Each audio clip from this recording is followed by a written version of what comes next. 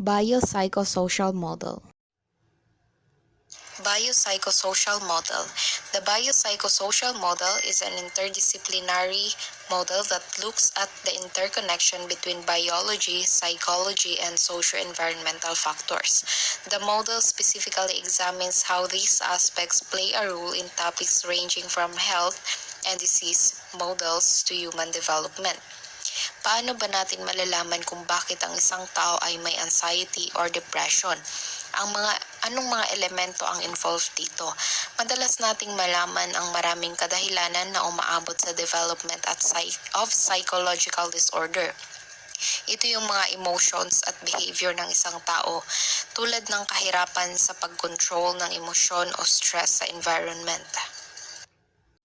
What are the three domains of the biopsychosocial model? A key aspect of the biopsychosocial model is the importance it places on the interconnections between the three domains of biological, psychological, and social functioning. Biological, it is related to biology, which talks about the life or the living things or the living organisms. So it is the natural science that studies the life and living organisms, including their physical structure or the body substance, the chemical processes or reaction, molecular interactions, physiological mechanisms, the development and evolution, which is the changes of the traits that is inherited in a population of an organisms. It is also the genetic variation which affects the physical characteristics of a person.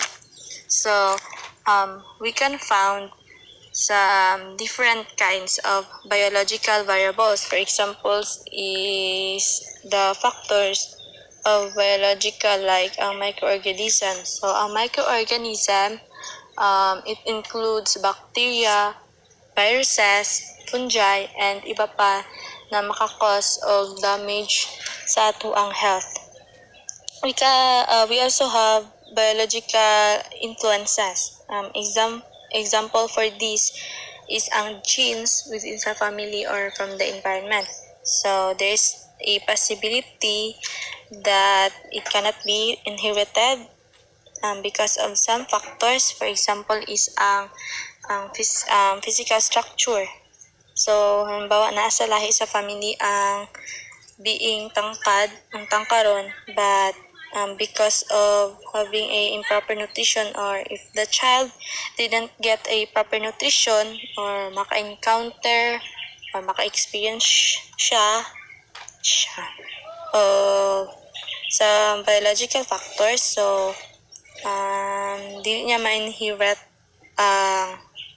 genes sa family, or he might not grow tall even though nasa ilang genes ang being tangkad. Psychology is the science of mind and behavior. Psychology includes the study of conscious and unconscious phenomena, as well as feelings and thoughts. Psychologists explore behavior and mental processes, including perception, cognition, attention, emotion, intelligence, subjective experience, motivation, brain functioning, and personality.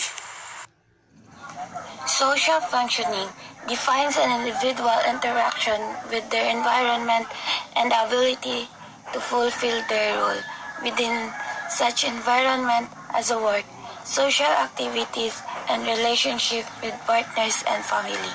So, social functioning living up to the expectation that are made of an individual by the person own self and social environment.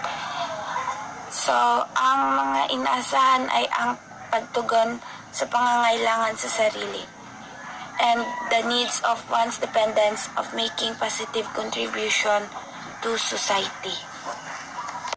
So these are the example of biological, psychological, and social. The one example of the biological is a gene. A gene is a basic physical and functional unit of heredity. Genes are made up DNA. So the other gene is the made-up protein. Psychological. The first example of psychological is emotion, a natural instinct, state of mind deriving from one's circumstances, mood, or relationship with others, your feeling, or how you handle your emotion. For example, your anger, your fear, your sadness, and enjoyment. The second is the behavior, the way in which one conducts oneself, especially towards others. Social. The first example of social is stress. Stress is a feeling of emotional or physical tension. It can come from any event or thought that makes you feel frustrated, angry, or nervous. Example, divorce, the death of loved ones, intention in financial obligation, and emotional problem. Second is trauma, a deeply distressing or disturbing experience, physical injury. Example, inhert injury and damage. Lastly, environment. The natural environment encompasses all living and non-living things, accusing naturally, meaning in this case not artificial. Example, social environment, physical environment, and culture.